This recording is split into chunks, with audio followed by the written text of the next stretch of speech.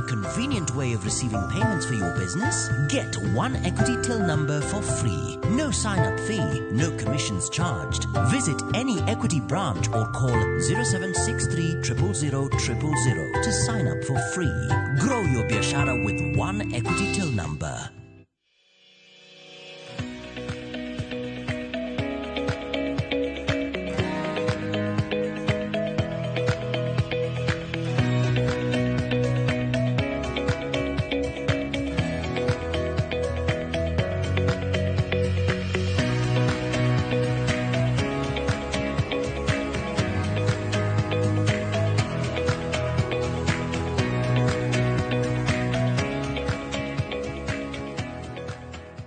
Tuolo machielo marwaki chendo ni marohala gi mondo nyakoro mga jwang chendo momedo ge mbaka gi oganda wa mago matio matek e weche mago hala kod keto mwandu watio mamondo mi wachop singo marwa mono makeli twak makelo dongro kaka oganda lu machigni nyinga Lydia Okeyo.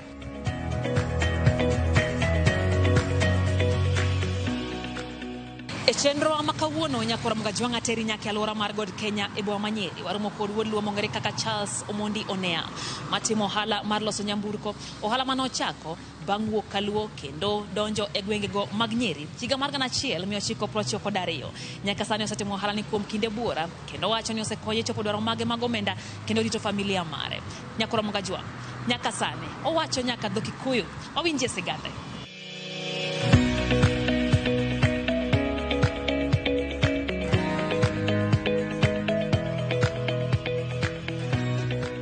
An kaka na chopo Nyeri ka ne peso tama madhi kodo i skul na timo penji e skundwa in fact na kalo penji ma uluonga provincial school St. Paul Samukura jonyuola na nokoso pesa but ne wang'ado rieko mondo dhi puonjre tich mare penol beating kod spraying. Gimomiyo na yiero tijini nikech ka pesa ne osetamre madhi kodo i secondary to ne koro an kod option mar puonjra tich. Koro na yiero tij gari nikech mane tich ma wuonwa bende ne tiyo. Emomiyo na yiero tijno mondo mi adhi apuonjra tijno Kisumu. Tij garage mokuongo onyalo dwaro capital but okodwar capital ahinya odwaro tij lweti maler ka ji oseng'ei kaka koro na wuok kama natie to ji nong'eya kod tich mane wati kambino koro customer ochako manyowa oko gichako biro kamane kaka chako loso customer base nyaka koro gie sani from 1996 koro noka bedo kod capital ahinya but na bedo kod workmanship kod tich maler kod finishing mar gari maler emomiyo koro pod atiyo nyaka sani. Tij garage kata tij specifically tij rieyo gari kod go rangi obende ne kod challenges meke. Challenges ma wayudi jua kali kane wan kod garages mayepo madongo dongo mang'eny to koro giduogo gikao customers koro kaka tije mag insurance ok wanyal yudo koro wan mana kod normal customers mano challenge manitie. Mar ariyo ji bende osebet mang'eny e tijni nikech aparo ni kaka shida nitie jo mang'eny ok dhi e skul yudo tich bende en problem. Koro jo mang'eny nikech chon jo dhot ma wanitie ni kaka jo Mount Kenya ka nok gihero tij lwedo nok ging'enye tij gari to sani koro ging'enye tij gari ni gin bende gipuonjre koro masses biro mang'eny e tijni koro challenge manitie en ni ji ng'eny koro it is up to you mar mondo mi tin ng'ato tich maler mondo mi iyud tich ichak iyud nyaka customers. Gima miyo ng'ato nyalo sudo kendo ng'ato nyalo maneuver challenges gi en ni mokuongo nyaki bed ni customer ja adiera okibed fundi mako kelni tich momiye pesa to pesa gi udhi tiyogo e yo marach ta e tij wuon gari to bet kanyo koro biro ochako goko ko i garage. Mano mafanikio achiel ma miyo dhano bedo kod trust kodi e tich mitiyo. Nikech jomoko komi pesa wan kod ji jua kali kama komi pesa to dhi madho go kong'o, jomoko be ni kaachiel kod weche mag mon, jomoko ni kaachiel kod raha. Koro gigo gin an impediment to mafanikio. Rekod kaka koro wan jojua kali ok wan joma obedo established ahinya kaka companies madongo. Wan mana kod rekod kaka waketo ng'at makama nyocha watiyo ne higa makama, ne watiyo ne gi pesa makama, ne watiyo gi pesa makama, pesa makama modong'. Koro wang'iyo kaka wanyalo chulo kamwatiye, jomwatiyogo kod pesa mwanyiewogo material. Of course tools bende nyaka wabed kodo, kata obedo ni wan jojua kali to wa strive mar mondo mi wabed kod tools maber mwanyalo tiyogo tich maber. Gimomiyo keto rekod kod customer ni ber nikech ng'ato nyalo biro oklem ne chieng' makama nobiro notine tich makama to kamoro nokodong'. Koro kidhi ng'iyo kare job card ma ne itiyogo tiyudo ne winjore loso ma kod ma to mo oklem no ne okuwinjore. Mano importance achiel mar keto records. Mara ni tich makama na tiyo chieng' ma koro no biro miyo kata kiyudo tich moro to inyalo refer kar kacha ni tijni natiyo kama, nayudo profit ama nayudo loss. Koro ing'eyo kaka ilipisha wuon gari. Koro mago gik ma ng'ato nyaka bed kong'eyo. Advice manyalo miyo ng'ama dwa chako biashara ni, mokwongo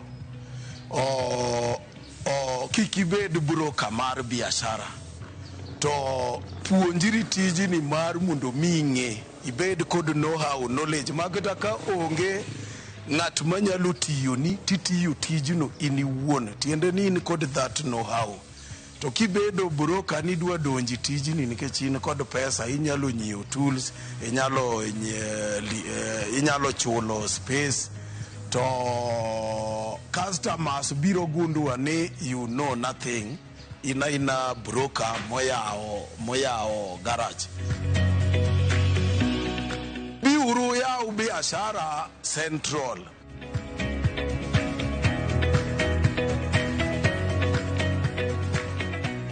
Thoth oganda thoro bedo kod dwaro mar jing'o dendgi kata dhi kuonde motesni gym mondo mi gibed kod ngima makare. Walimo kati mohala ni mantiere boma Kisumu kama itayo gi Said Wasonga. En ohala mano ochako mana kotiyo ne ng'ato nyaka sechegi entiere kod kare mar ohala ni nyakoro Mgajuan, kendo ne walime kendo goyo kode mbaka e yo machal kod ma.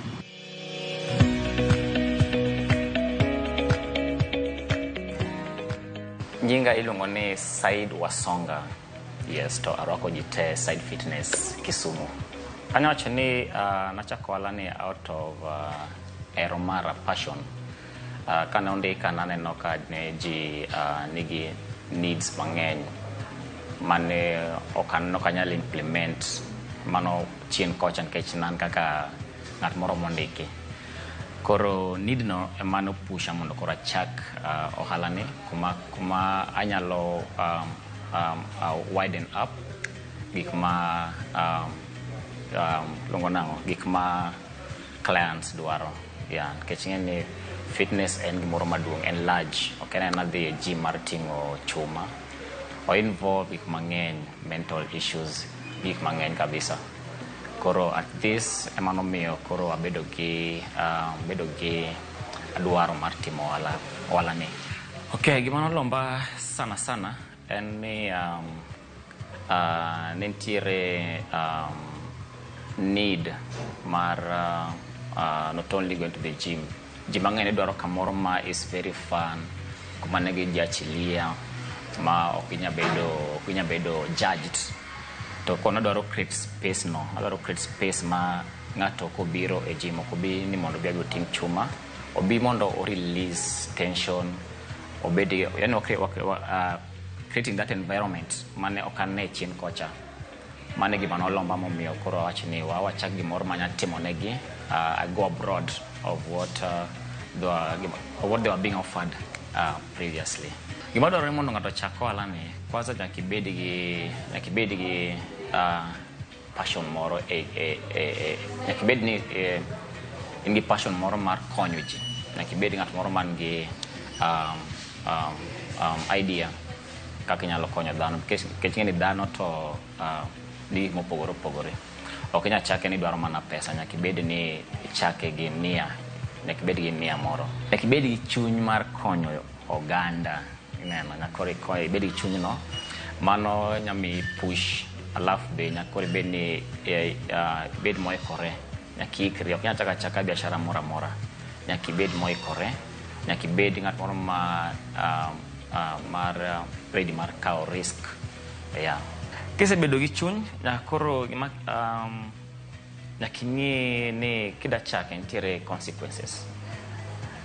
Nok achake nan gi pesa, nachake because of the support mana yudo kuom joga mana puonjo chon weche mag mieli. Kana share kodgi the same idea, negi pusha ni saidi nyalo timo gini. Mane koro achako manyo godo space, and by then namanyo space kaonge pesa mora to kana ido space moro matin before koro expand mora nena space mana mar miel mana chako godo tawinjora gi wuon rent omia ena na winjruok mana winjora gi the first approach mana approach godo wuon rent to Nyasaye ne ber omia I don't have more my very understanding one of the clients who supported the idea that side ne dwaro timo wala ne won. Challenges mose bedo ka chanda en yudo support mar pesa, financial support from maybe financial institutes manyalo miyo I expand go kuma tiere sanini kata nyiewo equipments ma clients wadwaro. But the end of that, wasimoko offer programs moko oko, watu manaji programs moko oko. Koro from matino tina moyo dogo, mwanyo godo equipments. Koro mostly financial support, and then moro kendo en consistency mar client. Okay, depend from ne client kobiro every day because gimbe gidich moko oko kucho. You don't need time, I'm not good time, maybe gotta teach ng'eny kucho koro consistency mar client biro pile ka pile. Mano be osebedo challenge. Yes, then the last challenge be must be dogo en yudo resources madwarore in terms of yudo jopuonjre kaka like instructors ma are qualified, ma understand clients. Mano was a bit of challenge, but we've managed to wasebedo kwa train gi pole what train gi mostly mondo gi understand what we need madwaro mondo team gi clients wa. Yes, let's say ni to mano chuno kamora mora miteme wala kwa ng'iyo korka gym koni angi leseni mar trading to angi moro mar public health. Alafu ngini gym ka ben ka mego thum kon nyaki bed gi music copyright mago nyaki bed go mondo ngini original ala maber to leseni gi bagi yudo gi mana ka county just describe wala mitimo to bonyore winje yo mag leseni gi boyudo anya wacho ni wando ni podo ke no maduong sana but wa hope ni kaka wadhi the most gisani anya range the profit between 25-35% so far, but what you might take mondo wamedre mondo kata jo matiyo go be winj maber jomogo mwandiko teach me be koro winj maber lakini gisani to wa range 25-35% profit. Ohala ni tusekonya mang'eny kata ka wawere gik ma minya nyiew. An personally weche mag health osasebedo ng'at moro ma osebedo motegno. Yeah. Weche moko mag tuoche moko batino tindo gi makia kata nabedo matuo karang'o. Koro osekonya kanyo. To bende osekonya yore mag gik masenyiewo king'iyo ye kanya do ka nitie mashinde moko manyien masenyiewo. To be gima osekonya go kendo en mana osemiyo andiko jomoko be tich. Koro secret nyaka employment ne jomoko. Koro akanno ka ji obedo employed awinjo kamor. Nikech at the end of it watemo goyo maskini piny. Kwa dhi mbui mano Facebook page iboido ni Side Fitness. Koro kidhi limo akani boido gik mang'eny mwatimo kanyo te wapost daily. Koro inya follow gik mwatimo makao mori pinya joinwa. Karwa ka en kar mor, okwadwa en fitness gi mor, en golo stress, golo depression, anxiety te. Kaisa en kamoro ma onge ng'at mwa judge kai. Koro kidhi e page kanyo, idhi somo gimoro amora te. Kanto to kiduogo wane YouTube to basically watimo miende. En mar Zumba. Koro kidhi YouTube kwa idhi Side Fitness Kisumu. Idhi do ka wan gi videos ma upload kanyo mang'eny. Okay, koro kidonjo ka gimokwongo kapwa chaji wadon wang'eni ati en ang'o ma idwaro achieve at the end of the day. Watimo gimulungo ni assessment. Watimo assessment wang'yane ka ingi shida mora madende ingi tuo mora. To kapok ichako gym kapo ingi tuo mora ma okwanyal kechingene wano kwa dakteche. Koro mokwongo wang'iyo ka in sawa. To kikok in sawa wadhi yore e hospital. Daktari ondikni letter manyiso wana ati ng'ani osafa kama kikutimne workout makama. Koro after mano kwa kibio to wanyisi pricing wa. Makoro pricing kakwa chajo ka en 3,500 alpha deck ne beach mano idwe. To kikao option mar biro pile ka pile wachajo 400. To wan nyaka gi 2 weeks. Kikao option mar 2 weeks wadhi charge alpha rio 100. Namba na mondo yuda kechebe watimo ne ji programs oko jomoko ma kunya chopo e gym ka. Koro in case done mo timni program moro oko kuno mago te watimo. Koro namba na mar simo en 070134139 abonuoyo 070134139 mano namba direct.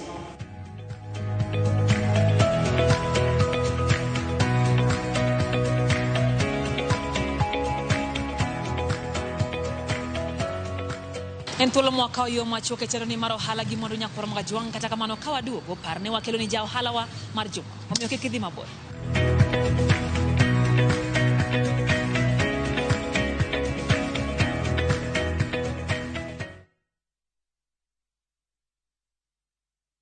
Ageno ni ano kawiro makeup mang'eny ahinya. Angadio ni nitiere nyako kae momori ahinya. Introducing Kundali Bhagia in Luo. This is a story of two sisters who lost their father, and in their quest to find their mother in another town, they find love. Anaere ahinya Prita. To kendo gimoro amora ewi mora. Enjoy this romantic drama of Kundali Bhagia in Luo on viewsasa.com. Mano ber ahinya. Era mit, era odak e kindwa.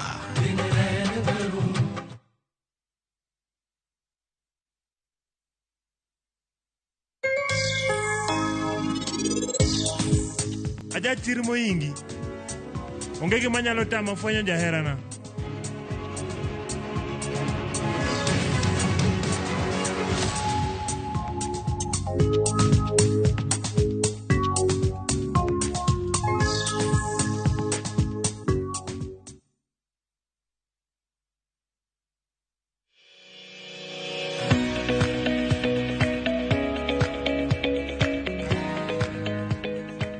Machiegni kendo nyakora mga jwange chendo ni maro hala gi mwandu. En moro mara ni podi kete mane chendo ni wang joi mari mihero mar Ramogi TV. Ohala mar duso udi sani ntiere kod humalaj nyakora mga jwang. Ekati mohala manjiru e county ma Nairobi. Waromo kod wodluo mati mohala mar duso udi ohala moti melony mamalo kabendo satime kuom higni malo ya beach. Nyakora mga jwang. Eugene Omondi Odima en ja ohala wa mar juma.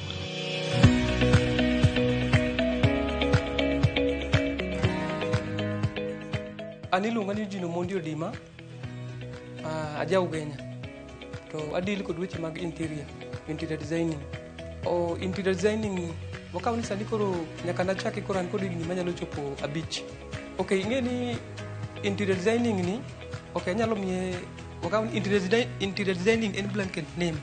Lakini wuon gima watimo en ni neno kidhi udi ma modern udi masani. Ineno ka kidonje tineno ka ceiling mare malo wi odno ka ine iye ineno ka en kod maridadi moko kanyo. Koro mane gima ni interior designing. Koro interior designing ni an kod experience ma 5 years sebede e ground katime higni abich. Koro seche mane watime, okay, seche mane watime no gik mane watiyo godo go na kipon rango kaka gichalo to nwarango kuonde mane igolo ng'eno ka seche mikelo gi to igolo gi oko mar Kenya. Ineno. Koro nwabedo piny to warango ka koro jogi golo from oko mar Kenya. Amomiyo ok wanyal loso magwa mondo mi wabende koro wabed ni wanyalo tiyo kod magwa to wanyalo miyo nyaka jomoko magwa. Okay, gisani wakaw ni wan kod jok man kod gimiluongo ni hardware. Hardware en kama iuse gik gedo mang'eny. Koro jogo giwaro kuomwa, waloso to wamiyo gi to gibe giuso ni jok madwaro. To seche moko be moko waloso to koro nikech wabe watimo interior no wan wabende. Watimo gypsum no. Koro pod wabe wanyalo kawo magwa mwaloso gi. Koro ka wanwang'o client kar mondo mi wadwa nyiew ni client from hardware moro to koro marwe mwakawo watiyo ni kod client. Koro ineno kamano wa benefit koro. Ber gini en gima ber mondo wacha dieri. Ing'en gini kaka ilose ok en gima tek kabisa, ok otegno. En gima yom matin. Odwaro en gima ipire kaka gima yom. Ineno. Odware ken gima iting'o ka ting'e yani kibidhe kabisa. Koro emomiyo nyalo gombo ni ng'ato kapon dwaro gi to ber mondo mi wabi walos kamigede no. Koro waloso, kwatieko loso to wachiwa install then koro wawe ka gimoro amora koro rumo. Okay, gini ing'en gimoro amora ma ng'ato timo piny ka to nyaka yani weche mag yani shida nyaka bede. Koro wakaw ni wan kaka wasebedo nikech okan kenda an kod partner mara mabiluongo ni Kelvins. Wan kode entiere but okay, en any production. Seche moro wabiro kamoro achiel ne wan ji ariyo koro ne waamua ni koro ng'ato achiel ma en naamua ni an abiro kawo part mar field. Ineno. To en namiye part mar production. Koro en otimo production but an adhi e field nikech en mostly quotations. Pesa yani kaka wagon ng'ato kwan mar tich an matimo mano. Jok makawo gikwa gi be an mamanyo. To ken production be pod atimo.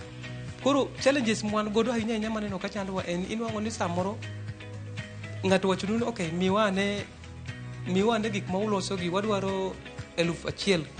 Ineno. Inwa ka samoro ng'ato dwaro gi 1,000 to kirango pesa min godo no ok rom mondo milos ne 1,000 iwinjo. To ng'ani to ng'eni loso gigi ma en ng'eni no believe ni ng'ani kata dwaro na gigi milion ng'ani biro miya. Koro mago gin silent, yani gin shida mwanwang'o lakini koro ng'eni lingo de chunyi. Ineno.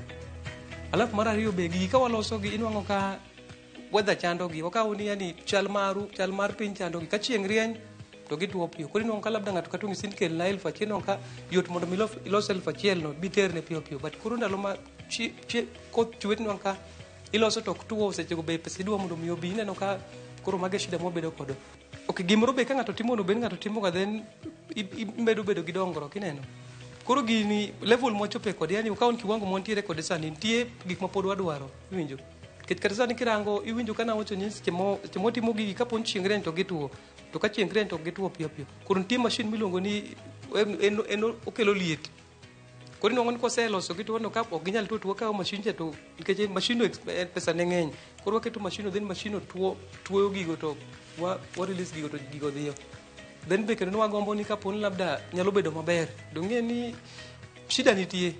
Kata weche mag labda koro omenda pengine koro kwanyano ng'at ma labda be nyalo biro.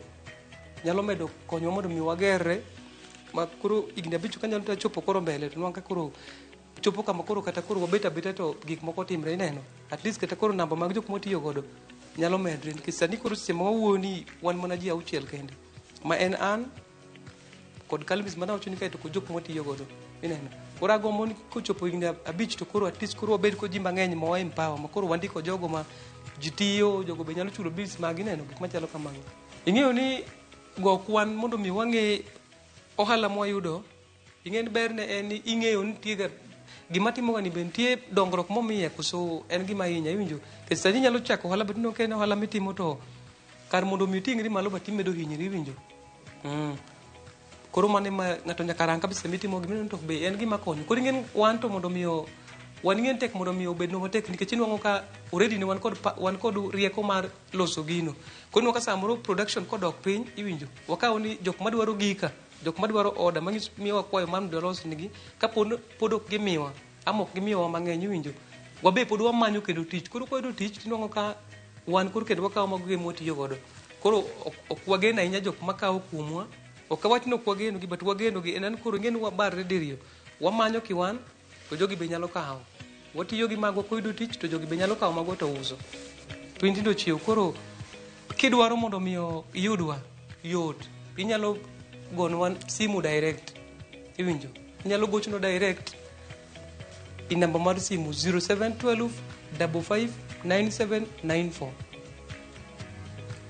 ama mano en mara koro kigo to mano an mibro wuoyo koda to nitie nyaka namba mar koro partner na mana wacho cha 0705 89 9741 kae koro wan kodu yore mag mbui inyalo dhi YouTube gik motimo gi ng'eny ne wahero ga keto gi YouTube mondo mi koro ng'ato ing'e ng'ato samoro winjo lakini koro gombo mondo mi one kabisa gimotimo to en mabor koro inyalo dhi YouTube ti search YouTube inwang'o kam ibro search idhi e YouTube wan kod YouTube channel iluongo ni Egnomax Stores